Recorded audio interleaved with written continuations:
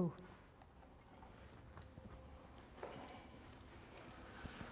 What is up?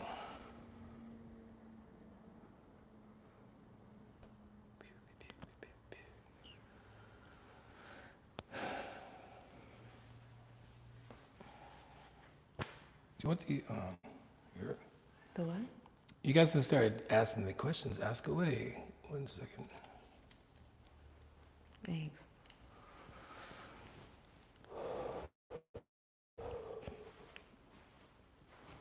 Oh, it sucks. I gotta get labor room surgery. You what? I have to get labor room surgery.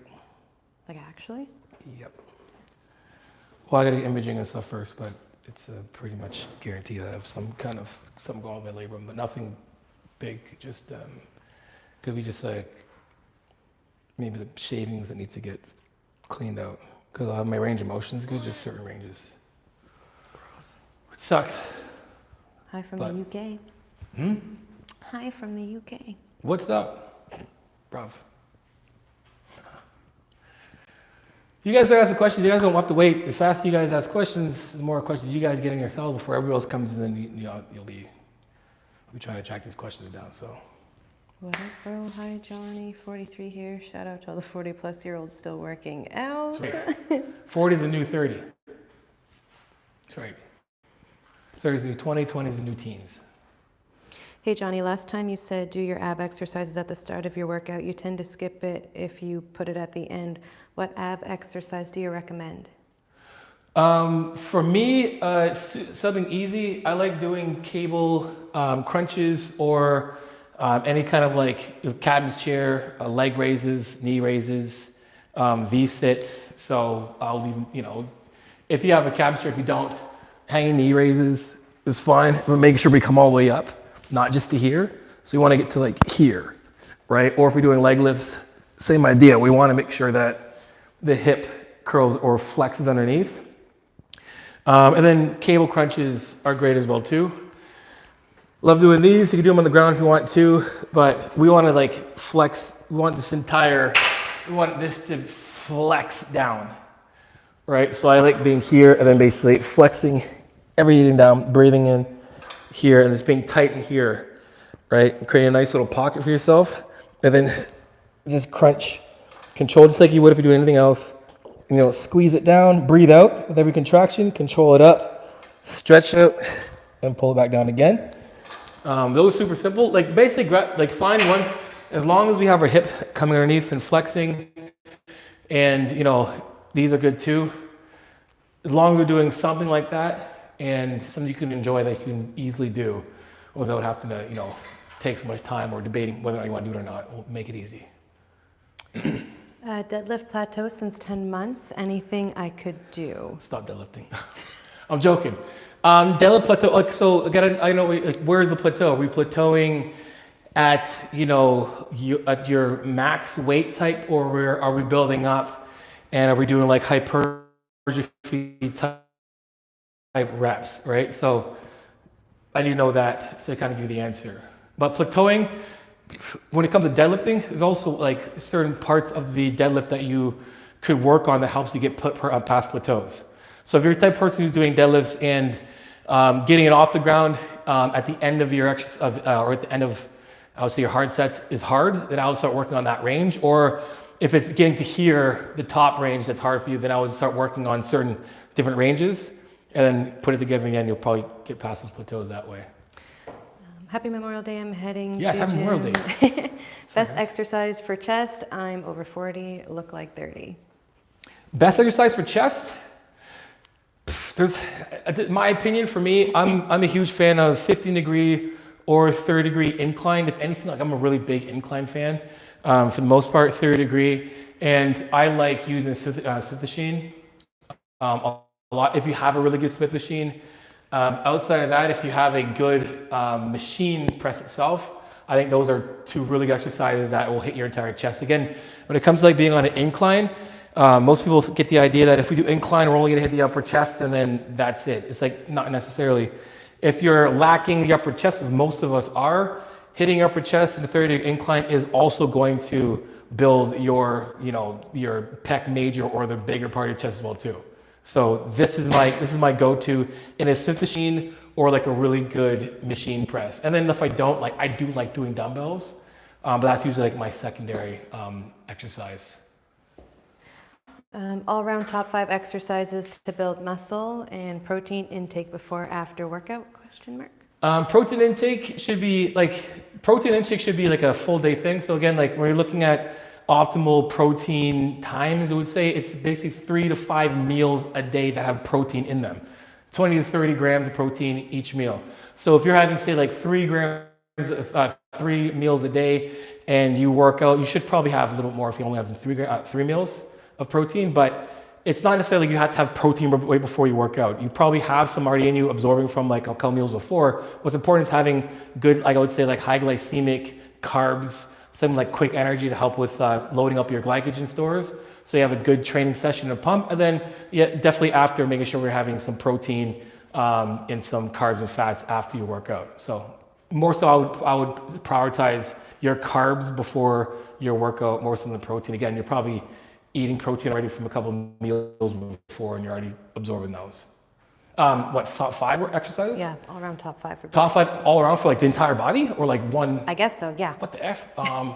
Maybe your favorite top 5 okay, exercises? if I can only do whatever, it'll be, we'll go from floor to core. I don't do calves, sorry, but if you don't do calves, you probably do calves, do them anyway. I like doing front foot elevated, Smith machine, reverse lunge. Love those for legs. I would do those over squats. You're actually hitting your entire leg just like you would if you're doing squats. I like them. I think they're awesome. Next exercise than that, I'm gonna do a supinated pull up or pull down. One of my fave. This is my favorite grip. I love doing pull-ups. My favorite thing to do for back. I think it's an awesome way to build your back all the way around. If you can't do pull-ups, do it assisted. If not, do pull downs. 15-degree incline Smith machine press. If not, a machine or dumbbell. That's 3. Shoulders. What's good for you? I like doing cable shoulders. Lateral raises are some of my fave. I like doing them one at a time. You can do them both at the same time, but again, taking a couple things from Jeff Nippard. Setting yourself up right here to put more tension. But again, if you actually have the proper, I'm gonna do that just so I'm not being lazy. Where I do this. So I like doing these for shoulders, love them, right? Because if you think about it, if I'm doing pec minor or say 30-degree incline press, I'm already hitting a lot of this part of my chest, and then I can hit this part of my shoulder. And then doing pull-ups, I'm doing a little bit more back. I'm getting some like the rear delt in there as well too. And then that's 4. Yeah. One more, we got tries and buys, man. I'm like preacher curl. Preacher curl, love doing preacher curl. Supplement for over 40 besides protein / creatine? Omega-3, 100%. Vitamin D, 100%. I would say like your priority, right? It's like we want to talk like gut health and probiotics, vitamin D, omega-3, and that's your all around going to benefit you for sure. Any core exercise and for somebody with lower back problems that limit mobility? For core. Mm-hmm. Does it hurt? Does it hurt for you to do this? What we can do is it's not going to benefit that much. You can do planks. If you have lower back problems, it's probably because of lack of core engagement. So I'll do things that would limit a lot of pelvic tilting. So if anything, I would do, you can do planks wouldn't be bad. You can do cabin chairs, cabin chair knee raises or leg raises. If you want to as well, you can literally sit on the bench.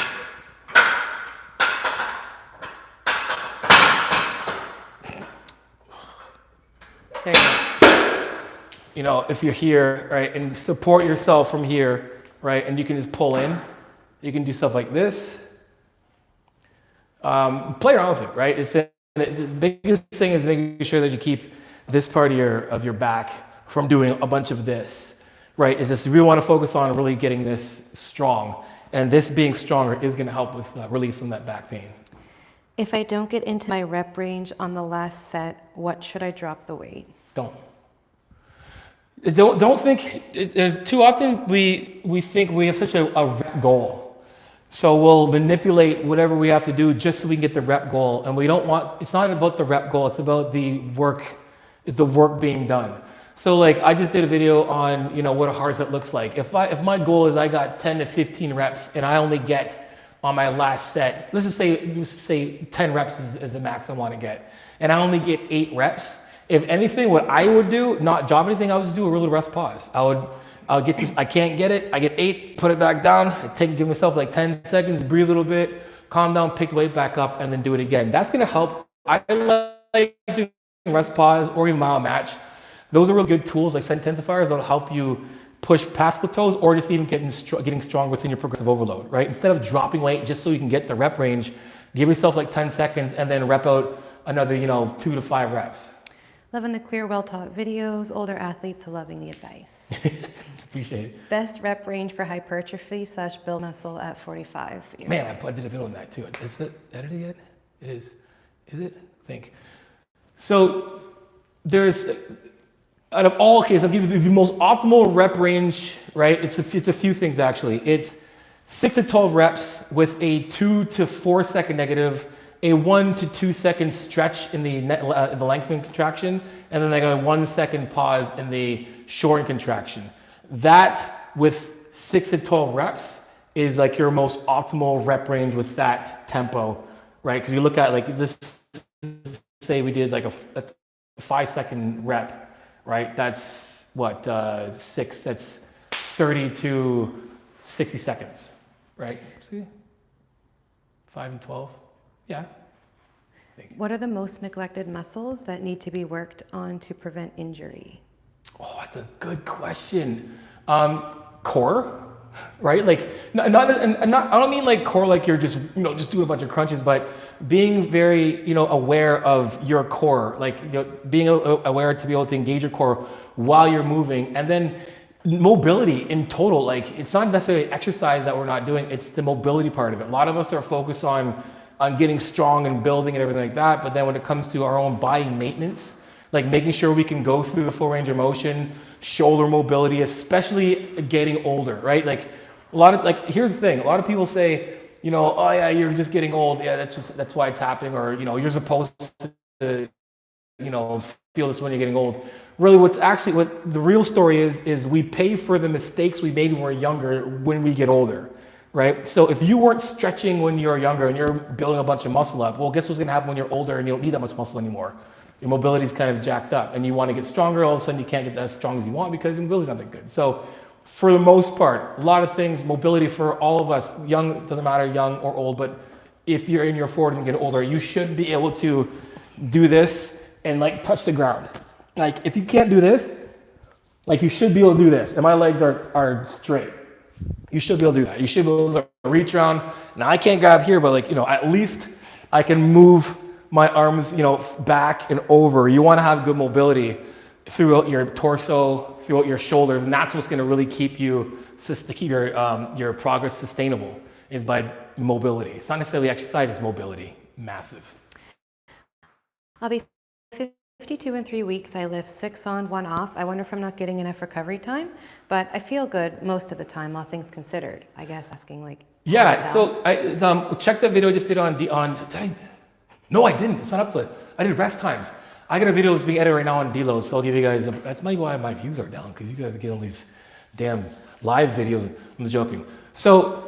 Basically, what the couple ways we can do this, you have to listen to your body. You can schedule deloads, you can schedule rest days. Like you have your default rest days, right? If you're doing like a 6 on 1 off, that's your deload rest day.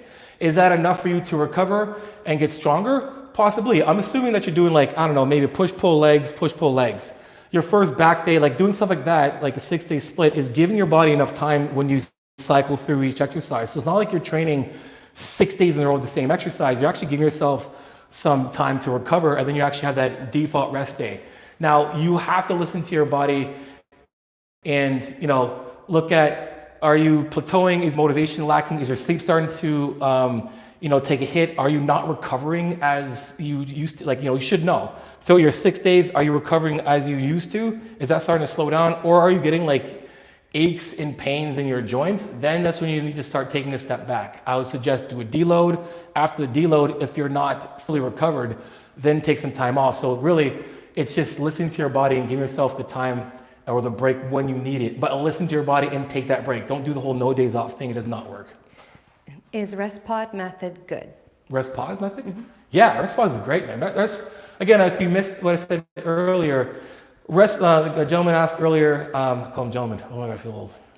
Young man asked me earlier if he might have been young. Either way, he asked basically if I don't reach my max reps on my last set, should I reduce the weight so I can get that rep? And my answer was no, do a rest pause. What a rest pause is, again, you're not reducing the weight. You're at a point where you've reached failure or you can't get that next rep. You take a break and then you have another try with the same weight. So it allows the body to get acclimated to the weight you're using to keep progressing. So rest pauses are very good. Rest pauses are very similar to mild match reps.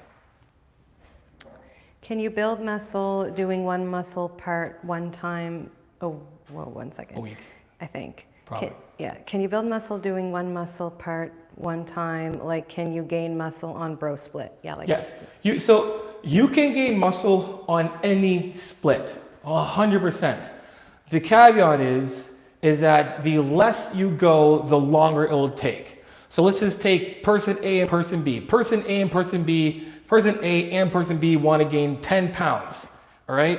And they have a realistic idea if they want to gain 10 pounds in, like I say, a year or two. And they're newbies. Let's say they're newbies, all right? Make it easy, right? Person A is going to the gym, is doing a full body split, working out Monday, Wednesday, Friday. Person B is doing push-pull legs, 6 days a week. Person B is going to build muscle quicker than person A simply on the fact of frequency.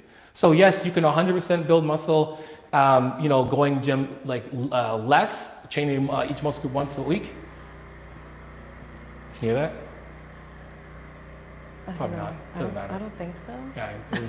Anyway, so yes, you can. You can. Again, it's going to take longer to reach your goal. Now, I would also ask yourself the question: what muscle group needs more attention, right? So not every muscle group needs to train twice a week. If you find that your entire body is good and you lack on, say, chest, I would train chest twice a week. I like the belt squat exercise a lot, but in the gym, I don't get full range of motion. The gym doesn't have enough mats I could use to stand on to get full range of motion. Should I ditch belt squat, use plates? Belt squat? How do you not get full range of motion on belt squat?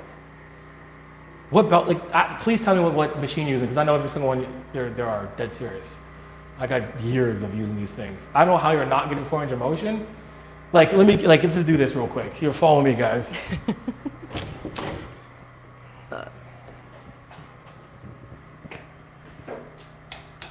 All right, this is the Bells of Steel belt squat, and this is like at home. Now I'm gonna basically challenge you and say, is your rep look like this? Because if it doesn't look like this, then it's not the machine. If you're like here, like there's definitely room. There's got to be room to grow, and there has to be. So I'm not saying you're a liar. I'm not just trying to hit on you like that. But I always question your range of motion, your technique, because this is like your basic at-home, belt squat, and I'm full range all the way down. Send in a video. What? Get him to send in a video. Send in a video. Yes, guys. For the umpteenth time, I said, send me a video. So I have it. Oh, it's my fault. I have the. Check this out, guys. My Discord group in the chat right now. In the description. Join the Discord group. In my Discord group, it's called the Iron Community. It's like my gym. There's a part called the Strength Sanctuary. That's where you go and you upload your videos, and then we comment on your videos. So do that for me. Close that door. How often do you recommend deloading? So this is great. Watch this video when it comes out, but I'm gonna give you all the jewels anyway. It's recommended that you schedule deloads. Like they're scheduling deloads, which is like 4 to 8 weeks. You can schedule deload, or put your deload in when you start feeling your body needs a break. right? You're not recovering as quick. You're getting aches and pains like you had before. Your sleep is starting to take a hit. Your motivation to the gym's not there. Or maybe you're not progressing as much. Then put a deload, right? You can schedule one or just really listen to your body. And then, I would say like every, four-ish weeks plus, if you don't feel anything going on in your body that's wonky, you're still making progress, continue to make progress. As soon as things start to take a hit, then do a deload. Thoughts on carnivore diet and hypertrophy? Carnivore, every diet's gonna work for somebody. My thing is, and I'm gonna say the same thing over and over again, as long as you can get all the macronutrients and micronutrients your body needs to run optimally, that's all that matters. So if you're doing a carnivore diet, make sure that you're obviously getting enough protein, make sure you're getting enough, fiber, and make sure you're getting enough fats, right? As long as you're doing that, carnivore diet probably works for some people, probably doesn't work for other people. Again, the diet that works is gonna be the one that you can actually stick to, right? And don't think diet, think of like carnivore diet as a style of nutrition. Right, diet for me is like, I know diet is not what it means, but a diet has that kind of that connotation that it's going to end soon, right? It's eventually, the diet I'm on is going to eventually be done. So I like to think of diets as like this approach, the carnivore style, the keto style, if it's your macro style, it's your style of nutrition. And then what was the second one actually? No, that was it. That was it? That was the more question. carnivore diet and something else. And hypertrophy, Hypertrophy? Yeah. And hypertrophy? What do you mean? Yeah, like together, like thoughts on the carnivore diet. Well, I mean, like good thing about the carnivore diet is like you're gonna definitely get your protein in, right? And if we're getting our protein or calories, it's gonna maximize hypertrophy because again, you're just putting your body in an environment to soak up all of those amino acids to build muscle. Sit-ups on decline bench hurt back. Any tips? Ab machines, no problem. Sit up on the decline bench? Don't do those. Don't do them. Honestly, I'm not taking a hit at anybody. Whoever made up the decline bench just didn't really understand training. It's a very, I don't want to say useless. It's just, there's so many other ways that you can challenge the under part of your chest. But guess what? If you train even just flat, you're gonna work this under part of your chest. And you can also just do dips. You can do flies, like anything from here. Sit-ups, Johnny. What? Sit-ups. He's talking about his core. Oh, sit-ups. Yes, he's talking about You his said core. set-up. No, sit-ups on decline bench. Sit-ups on decline bench? Yeah, don't do that. Yeah, don't. I'll show you why it's you don't really need to. See what kind of, this is such a disadvantageous. So it's I don't want to be here and then I have to curl all up and then roll this thing like this. Number one, if we're trying to, this is where we're trying to really lift things up, not this part trying to lift all of this up. I would say if you're trying to work this part of your core, do crunches like ab crunches. And if you're trying to work like your actual TVA, then do leg lifts or knee lifts. Sorry, there's a decline, my bad. Okay. What's your opinion on CrossFit? I used to coach, it's pretty funny. I think it's great. I think it's awesome. I just think that people that go into it it's not coached. What? Oh, why'd you say that? I just thought that was CrossFit's good. The problem with CrossFit is it became a very, fad thing. So your regular Joe Schmo was coming off the street and I'm gonna go do some very technical lifts. Clean snatches, wall balls, all these exercises they're doing are very technical. So as long as you're in a CrossFit, I would say group or class where they're coaching you on proper fundamentals, great. But for most part, some CrossFit classes or gyms, you just get thrown to the fire. They do minimal coaching and it's hey, do this. And all of a sudden, I have a lot of friends who are physical therapists and massage therapists, and they're CrossFit coach, gyms are less friend. They give them the most business, dead serious. What's a few lower back exercises to help strengthen for someone that only has a bench and dumbbells? Lower back, you can literally do, You could do good mornings from here. If you had a dumbbell, you go here and do this. You could do the one you did before back in the day. I don't know if we would show that one or not. Oh man, this one is rough. So you can basically hook your feet underneath, right? Like this. You hook your feet under the heels, under like this. And then from here, take a dumbbell. Oh, look at that dumbbell. Right? You can do like this. Make sure you're over the bench enough so that you can so your actually hip needs to be range of here. motion there. So I can get my hip here. I'm hooking my heels right here, and then from here, and then coming up.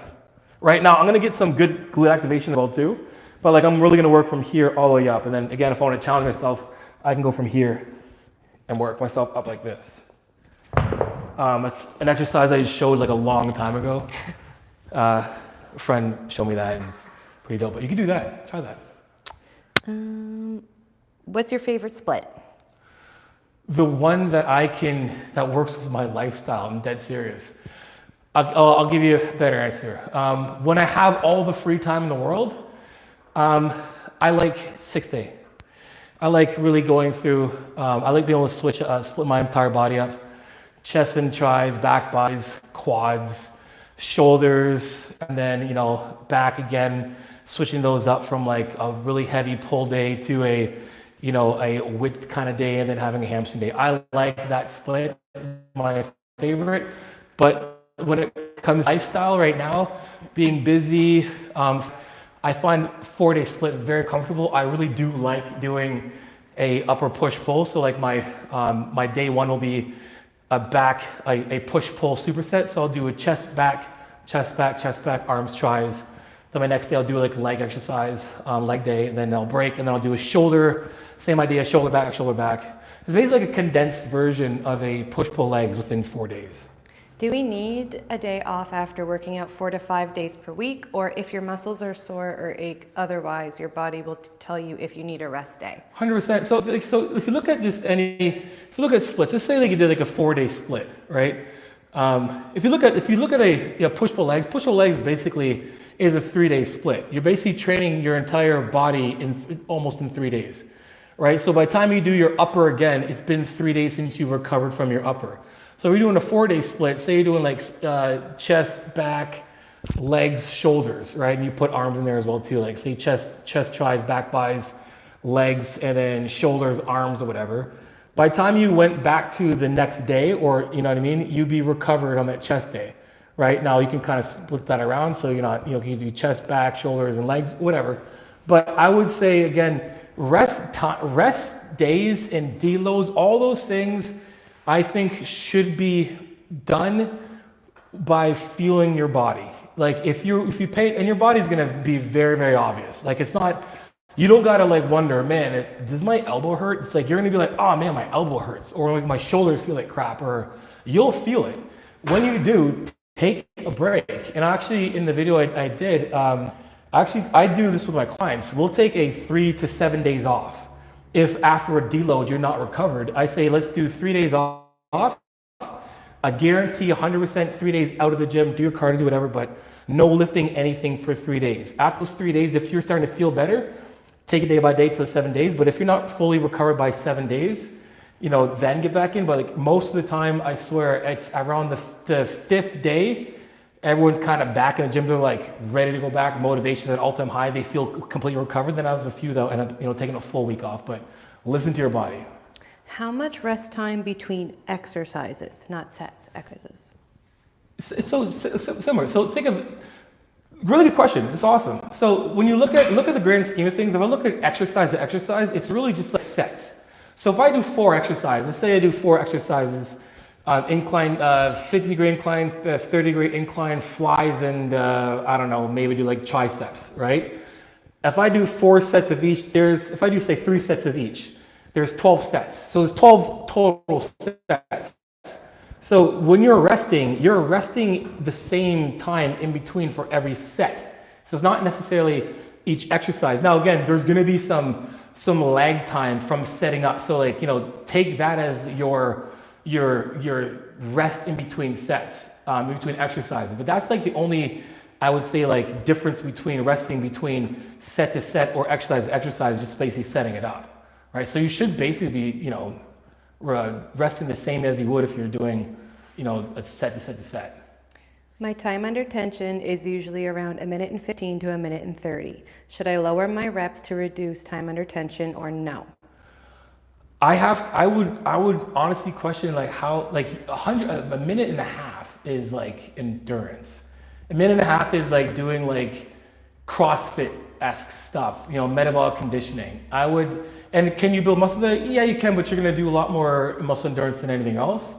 But again, if your goal is to maximize muscle hypertrophy, I'm gonna keep my sets in between that 30 to 45, 50-ish second sweet spot. And then again, if put it this way, if your set takes you a minute and a half, I would say increase your weight by 10 to 15%. I can guarantee you that time and attention is gonna drop. But again, tension is gonna increase.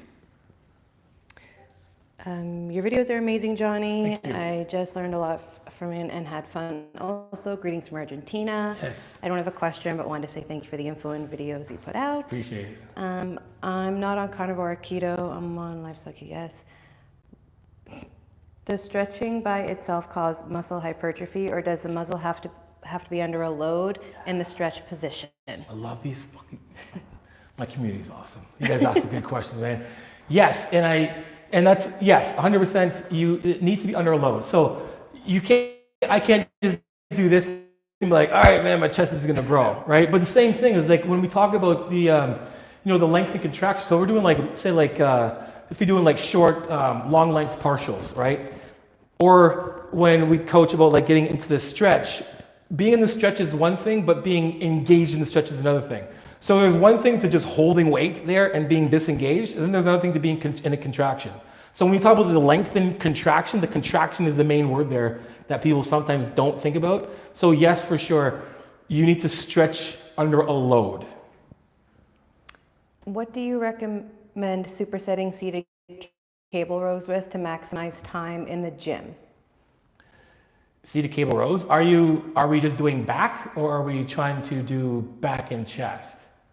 I would say just back. Just back? I'm not sure. Seated rows to superset them? I'm not a fan of supersetting the same exercises. I'm just like that.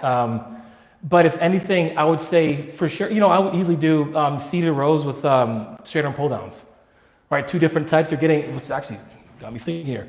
You got a nice stretch doing seated rows, right? You're here and you're getting a good amount of hypertrophy from here, and then you finish there, and then you get to stretch your back out and then pull this way. So yeah, for sure. I would say straight arm pull downs with seated rows. Yeah. Let's see the female. From camera. No pump when I lift with 3 reps in reserve. Is that okay? So pump and lactic acid are signs of muscle hypertrophy. So if you're not getting a pump and you're coming close to failure, I would look at my nutrition and how are we fueling ourselves before the workout. Right, are we getting some good carbs? When I say good carbs, are we getting some very quick high glycemic carbs like rice, potatoes, even like cereal, whatever. Are we getting sugar to help, I would say increase our glycogen stores to have a good pump? I would question that, or your sodium intake as well. So try that. Add a little salt into your pre-workout, or get PBK from Blue Sun Nutraceuticals, link in the description below. It has it in there and help with the pump. Any suggestions for elbow tendon pains? Elbow doesn't hurt with biceps and triceps. So sometimes when your elbow is hurting, we are not doing as much form. And that's my fault too. I should say it is my fault. I should coach a lot more of doing some forearm training. Forearm training is good, and it does help reduce elbow pain, right? Here's why I'm saying that. If I'm working this and this, if I'm grabbing a weight, and I'm curling this and I'm pulling this, pause, right? If I'm doing this and then I'm not working on my forearm, there's gonna be a lag of strength that's going up. And what's gonna take a hit? Well, think about it. What's in the middle of this and this? My elbow, right? These two, this joins this together. and we have attachments from this bicep here and everything else that are pulling this and pulling this down. If this part's weak, this is gonna, a lot of times we have pain here is because this is really strong, this is really strong, and it's pulling something which way, and we have pain in elbow. So I would, if you're not doing any kind of forearm stuff, I would add some forearm exercise into your program. It's super easy. Forearms and calves, one of those things you can just beat up. You can sit there, you don't have to rest really long. You can just go to failure. And again, I would do that at the end of the exercise too. I wouldn't do that before you do like deadlifts or pulling or pushing. But yeah. Hey Johnny, big fan of you. Question: what are your views on hypertrophy training and the possibility of developing hernias as a result of the high intensity workouts? So a lot of hernias happen because you could be predisposed to getting hernias. I have some athletes who just get hernias, like not even lifting heavy. But most of the time when it comes to like training, hernias happen because of over exerting yourself with loads that are too heavy while not engaging your core. So I wouldn't link hypertrophy to hernias. I would link the loads you're using to hernias. So as long as we're not lifting out of our range in terms of like loads that are necessary for us to build muscle, I've never had a hernia. I also train my core. I'm also athletic. I've been athletic my whole life, so I'm sure that has a part to that. But again, I would just make sure we're not utilizing. I just would too heavy. Right? Just don't lift heavy. Too heavy. Cardio before or after lifting? Depends what your goals are. If you can only fit it in a certain time, I would say if you're doing the blunt of your cardio before you work out, I would not. Right? If you have like 30 minutes of cardio, I wouldn't do 30 minutes of cardio before training. You want to have your glycogen stores full at least so we can get contractions. When you're doing cardio for 30 minutes, you're going to deplete your glycogen stores, and then when you train, there goes that nice pump. Please come to Dallas. Would love to meet you and do a workout. Dallas on the road now. It's on the map, 100%. How do you deal with fear of missing out on gains by not going as often? Oh man, FOMO. Fear of missing out. Well, the thing is like it's not. You have to understand like that's not how the body works. That's our own psychological issues when we think that and that's why people go to the gym way too much and don't take time off because they can go to the gym, I'm going to lose muscle. It doesn't work like that, right? If you're in the gym, I don't know, if you've been training in the gym for months and you've been going steadily for at least, even if it was 3 days a week and you miss a couple of days, you're not just going to lose your muscle. So think about like the actual facts apart from the judgments. Judgments being things that are, our own judgments on ourselves. Like basically, I'm going to lose muscle if I don't go to the gym. That's a judgment. The fact is, I'm not going to lose muscle by missing a day because my body doesn't just allow myself to lose muscle in just a day. Imagine that, if I go to the gym for a day and lost muscle. Just think that. How do you build muscle in your 50s? I'm 54 and still training 4 times a week. How to build muscle? Mm-hmm. So things like a big thing is lifestyle, nutrition, and I would say like lifestyle and recovery and nutrition before training. And that's like, as long as we're doing those things, that's what's gonna give us the ability to continue to build muscle. You can, like, when I make these titles like building muscle over 40, everybody can build muscle until they can't walk anymore. What we want to do is making sure that we can do those things by emphasizing mobility, so we're not getting those stupid, nicks and bruises and aches and pains from not being able to run through a full range of motion. We want to make sure we're actually like resting. And then like when it comes to like loads, do we need to lift, extremely heavy? We don't, right? We do need stimulus to actually challenge the muscle, but we don't have to lift, like if you're lifting like 5x5, 3x3s, something like lower rep ranges and like a heavier weight, you're just asking for trouble. So when it comes down to it, same things apply. Make sure you have enough protein is massive. Protein and enough calories, enough rest and recovery, enough water, omega-3, vitamin D, probiotics, and help with like gut health, your immune system, your cognitive health, and doing those things over and over and over again, and then listening to your body and taking the rest times you need. That's going to allow you to build muscle. I got clients right now I'm working with that are I have 5 clients that are 60 plus and they're all like making gains, which is actually dope. So do that stuff. I just had my gallbladder removed. I have an itch to work out again. However, unfortunately, I'm unable to for a while. I did walk today on my treadmill. What workouts would you recommend? Don't do anything until you're recovered. And I get that, and it's gonna be hard. I understand that, but if you try to beat your recovery, again, guys, recovery comes before everything, right? If you don't recover, you don't go to the gym. If we don't recover, we can't train. So the more you prolong recovery, the longer you're not gonna be able to train. So let your body go through the process of recovery, get yourself in a good spot, and then slowly start again, and then those gains will come back. If you've been training before anyway, those gains are gonna come back. You were saying decline bench isn't beneficial, so what should I do to target my lower chest? All right, cool. Back in. Now they get to do it again. So, all right. So first up, we can do flies if this is on the same, right? So flies, we can basically from here and down. If you come over here, you can probably see the fibers working. But again, I just want to give you guys an idea. If you look at it now, like if you look in the fibers in my chest, right? Every one of them are working, right? So even my upper chest, my mid chest, everything's working. So when I'm doing flies on the way down, I'm gonna work that under chest, right? The lower chest.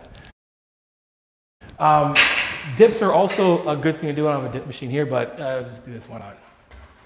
If I did dip from here, right, I'm gonna work my lower chest as well, right? So dips are good to do.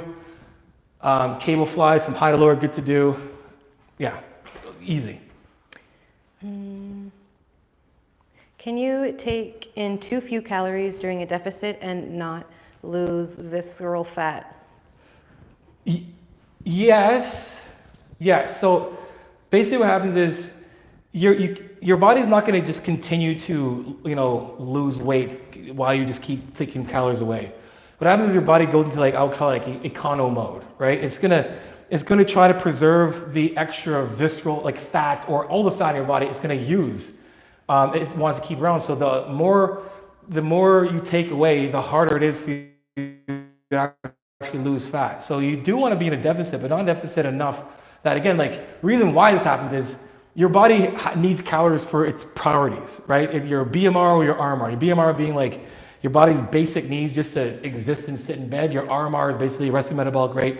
It's when you're rested in the digestive process, so to speak, right? Your body needs enough calories to just do that.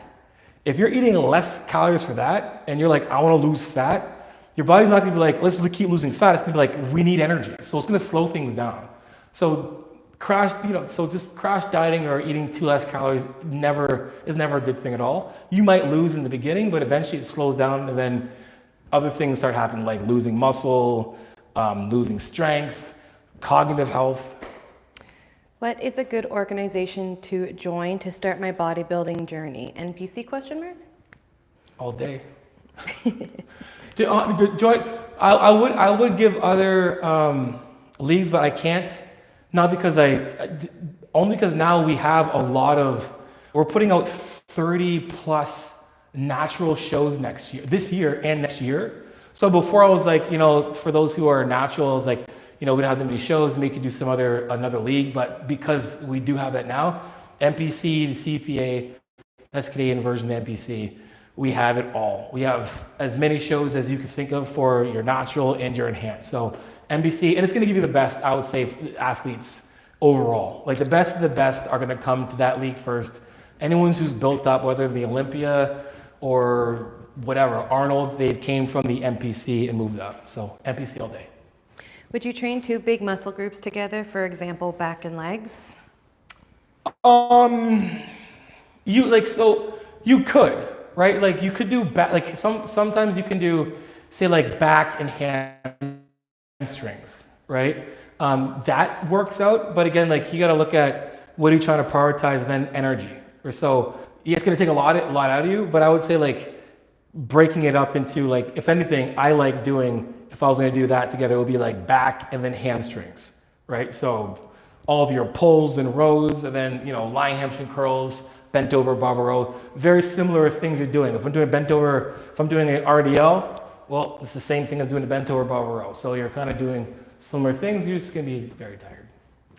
I'm 41, just got into lifting last year. What weights would you recommend working biceps? I normally start with 45 weights and work my way down. Thanks, and I really enjoy learning from all you teach. Appreciate it. So I look at I look at like this. I don't necessarily look at, how, I don't know you, so I can't be like, you know what, you should use the 20s. The 20s could be extremely easy for you, the 40s could be easy, or vice versa. I look at a rep range, again, like you're looking at like a good rep range of like 6 to 12 reps with good control, being able to have a good negative. If you can control a negative 2 to 3 second negative on the way down, and then a good contraction on the way up. Whatever weight that you can do that allows you to keep with good form and isolate the muscle while being able to get in a good stretch position, that's the weight you should use, right? And like, again, taking those reps a little higher. So I would say, for biceps or triceps, if you're only doing like, 5 to 10 reps and you're doing quick and heavy, I don't think it's necessary. Especially like getting older, we want to think about our joints. I'm going to use a weight that I can primarily keep on the muscle, exhaust the muscle, and stay completely away from having any kind of trauma to like my joints. How much protein is needed if you weigh 190 pounds? 190 grams protein. What's your diet like? My diet, it's weird.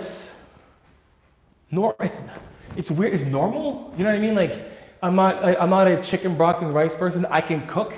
So my diet will, for the most part, I'll have like, I use a lot of ground turkey. So if I'm having like spaghetti, my kid likes spaghetti, we'll have spaghetti with ground turkey. I'm a huge steak sirloin guy, as well as beef ribs. My carbs primarily are going to be sometimes pasta, rice. I love rice. And then, my breakfast is going to be anything ranged between a shake with a lot more fat in it, with berries, frozen berries, or it'll be like a classic. I love having, 3 to 4, sunny side up eggs with, a couple pieces of, whole wheat toast, and then some berries.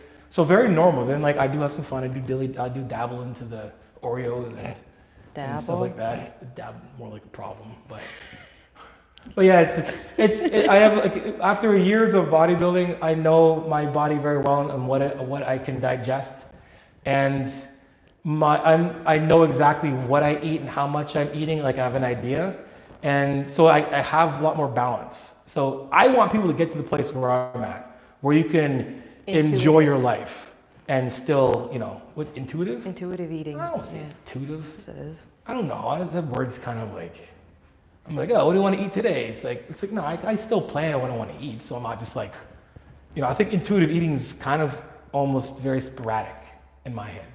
Really? Yeah. I'm going on vacation in 2 weeks, so I'll be out of shape, but we'll be walking a lot, but we'll be feeling bad since I'll be eating a lot. Any thoughts? So here's how you do it, right? I don't know where you're going if your place has a gym, but if you can, what you're gonna do is you're gonna get up and you're gonna do you're gonna work out if you can. If you can't work out, good, go for your walk. But your morning meals, and if you're going somewhere, I don't know, tropical down south, the fruit and vegetables are always absolutely amazing. Have at it. You can dominate those, and then eat that in protein. Like, I'm a huge fan of that. That's how basically I do when I'm away. If I'm going on vacation, I go to the gym early, and then I'll go have my first meal. And my meal will be like, pineapple or like whatever fruit they have. I love pineapple when it's like down south, it's so good. And then, eggs, beef, chicken, protein and fiber with some, and the natural fats in that, you'll be fine. Do that and you won't like gain so much, to be honest. Are you doing any extra credit outside of the gym, like push-ups, sit-ups, etc., at home in addition to your gym workouts? Jiu-jitsu, once or twice a week. Last week I haven't been able to because I was gone. I put in about an average of 30,000 steps at EDC last week. And I do jog 5K with my kid when she drives her Power Wheels on Sundays. So yeah, I'm active outside of the gym as well too. I was preparing for an INFB show 8 months, but have to pull out for a show for 6 weeks out of personal reasons. I am having episodes of binges. What should I do? So controlling binge eating. Number one would help me because I went through the same thing with and it rhymes with bulimia. I'm just trying not to get demonetized. Either way, I was blessed enough to have a therapist at that time. So one thing, 100%, if you can talk to somebody who has the same, who's went through the same thing, whether it's a therapist or someone. I'm glad you're talking about this. This is amazing. Talk to somebody first for sure. But then also like find out what's causing you to do that, right? Now, again, if you've been dieting pretty hard and your body and you're binging, sometimes when we binge, it's more of a self-inflicted shame thing. What helped me get through that was realizing that my body needed the calories. And when I was eating the calories and stopping, it wasn't actually that bad for my body. It was me going through the process and shaming myself for doing it. And then that shame would make me want to eat more. So like, try not to have so much judgment onto yourself. Understand that your body just went through a transformation. When we start dieting for shows, our body doesn't know you're prepping for a show. It thinks there's a famine somewhere. There's a lack of resources of food coming in. So as soon as there's food reintroduced back into your body, your ghrelin receptor or your hormone, which is the hormone that tells you I'm hungry, is extremely high, and leptin, which tells you you're full, is extremely low. So your body in a way is trying to eat food as much as it can because it doesn't know it is not going to eat anymore. You consciously take that as, I'm hungry, I'm going to eat this food, and then when you do, now I'm shaming myself, and then it gets worse and worse and worse. So find out why, look into when your body goes into those places, and then if you do when you're eating, I would say for me, own it. Start right away, oh my God, I can't eat that. You're not competing anymore, it's fine. Get back to normal eating, and then tell yourself all the time, who's in control. And that's one of the first things I have to do. I remember talking to my buddy when I went through my first stage of bulimia, and he's and I talked to him hey, I remember you dealt with this before, what did you do? And he's the first thing is you gotta ask yourself, who's in control? Are you in control, or is the food in control? And you're the one who's gotta control that. And that first little bit of empowerment, the fact that you're talking right now is absolutely that's power in itself. So you're already making the biggest steps to controlling that. Again, see if you can talk to somebody, whether it's somebody online, you can talk to a therapist or whatever. That helps out. My therapist helped me out understanding what I was actually going through. And once I understood that, I had a lot more control, and then I just would own my episodes in a sense. I would, if I was hungry, I would eat, and I'd be eat and enjoy it, and then put it down. When you're full, put it down. You're done. Try that. I've been going every day for nearly 11 months now. Legs push, legs pull, repeat, 7 days a week. If I was to take a day off, what would you suggest I do? Don't want to lose momentum of going daily. Okay, so number one, get that thought out of your mind. Tell it like it is. So rewind. Keep that motivation in you. You got a really good work ethic. Keep that. Dominate that. Enjoy that. But your body needs breaks, right? If a NASCAR has to take pit stops, your body does too. Because what's going to happen? Yeah, right now you're enjoying it. You don't want to stop momentum. But again, momentum when it comes to training includes recovery as well too. So it's not just about training. It's about recovery, mobility, nutrition, all in one. So you can't be heavy on the training part and then neglect the other things, because I'll promise you it'll catch up, and all of a sudden your momentum stops completely because you're probably injured, maybe run down and getting sick, motivation starts to lack. And that's, if you want to keep your motivation high, like it is right now, and keep momentum up, put those rest days in. Don't worry about no days off. No days off.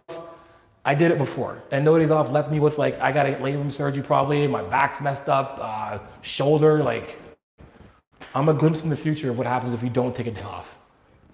Secret to calves. Genetics. I am so sorry, but I swear to God, the last time I trained calves, the last time I touched calves was when I did the video on calves, right?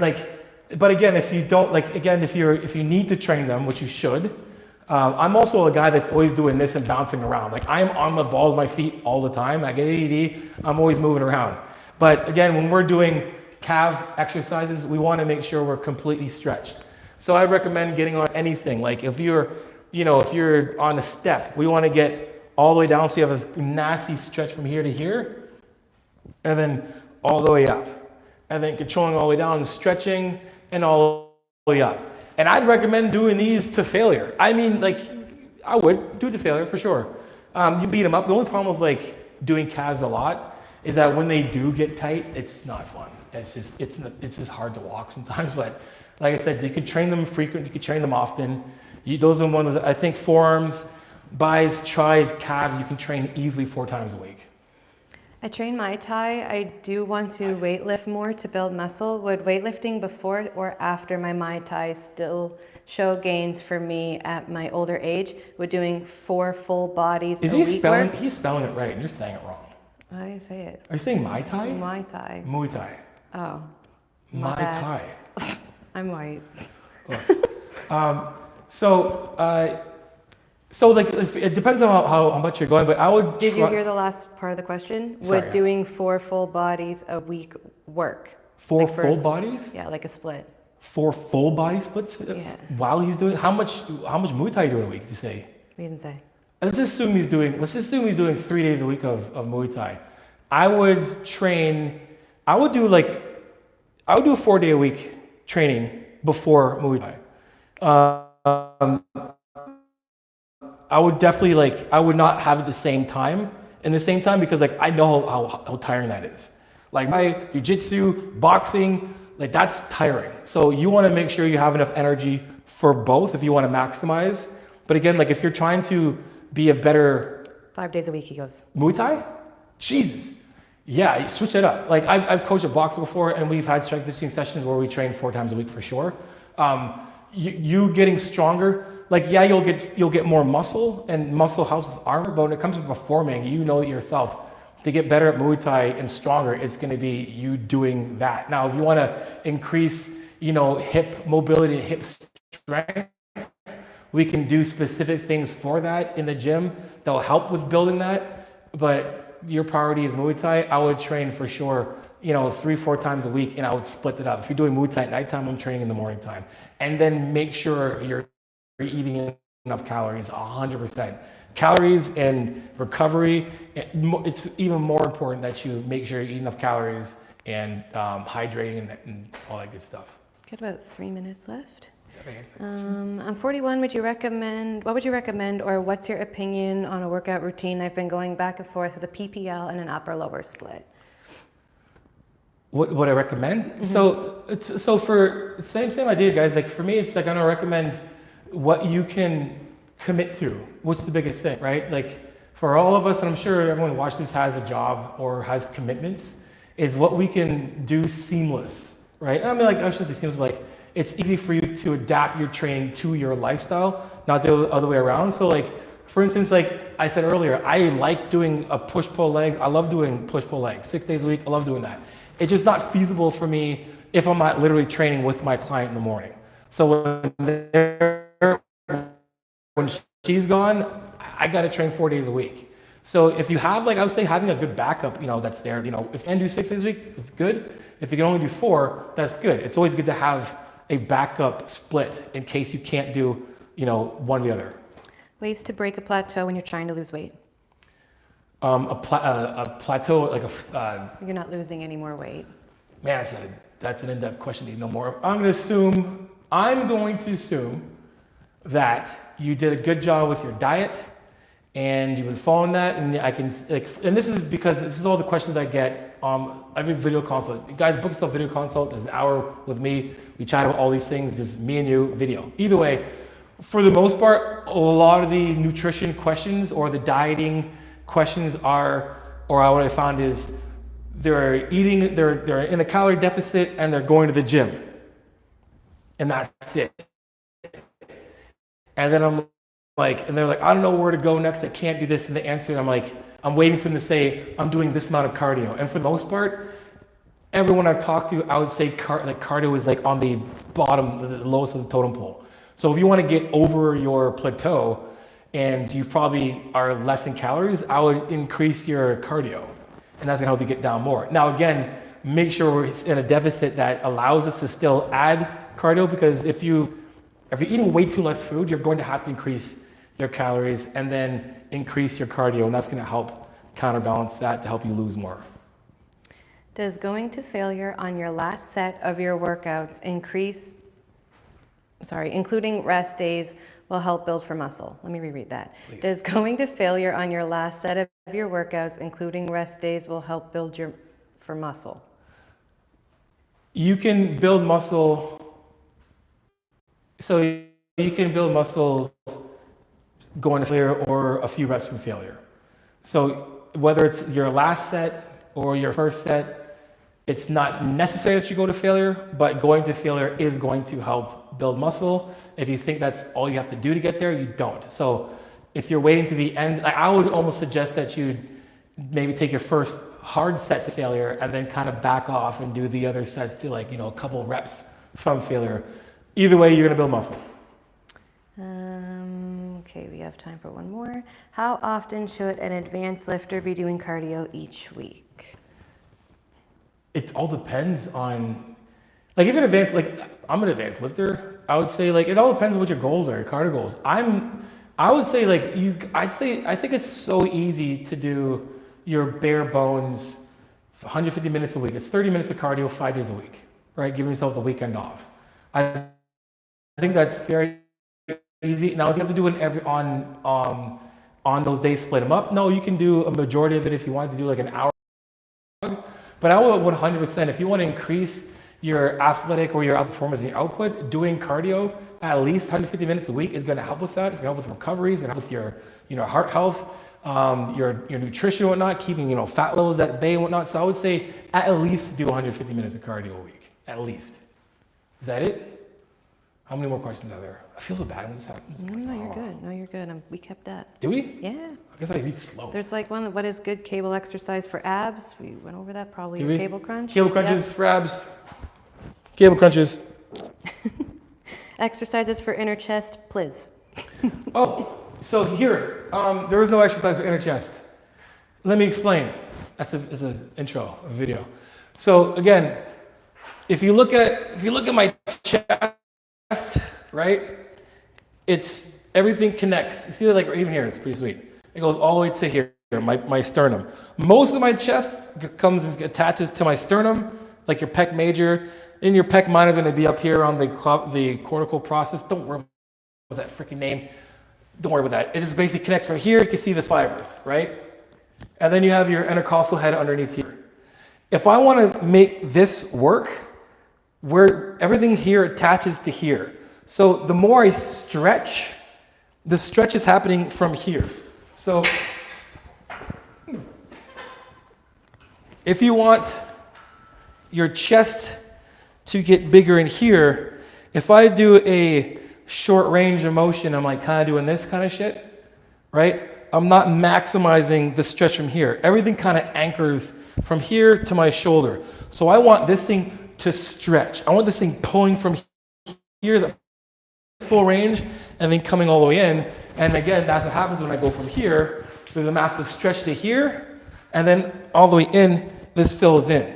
So I'm strengthening and building the muscle while getting it to its full stretch. So if you want to, I understand that there's people think you got to do some stuff in here and this is going to really work the inside of your chest. But again, this is the shortened contraction of the chest. What's going to give us the most amount of hypertrophy is when we can load on the way back and stretch, and all these fibers here are being like ripped open. We want to get as much micro tears in our chest all the way from the stretch and all the way through, and that's how you build your inner chest, by doing the full range of motion. And that is it, guys. I gotta go. I gotta do some videos for you guys. I've told you about most of them, so hopefully you guys still watch them. Make sure you guys watch them. Anyway, appreciate you guys again. Till next time. You know what it is. Iron Sharpens Iron, progressive overload your life. In the meantime, join my Discord group or school. Hit the link in the description below, guys. All is there for you guys.